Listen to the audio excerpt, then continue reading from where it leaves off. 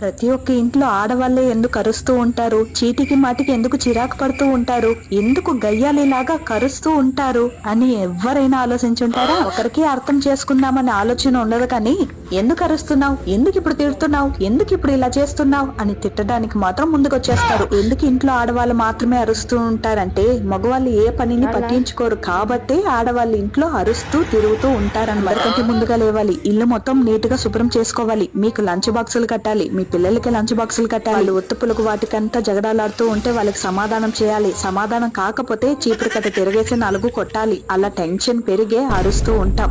ఇక దీంట్లో కాసేపు చూడు వాళ్ళు అరుస్తున్నారు అంటే గమ్నుండ్రా అని చెప్పేసి సెల్లులో ఉండడం. వస్తుందా లేదా కోపం మాకు?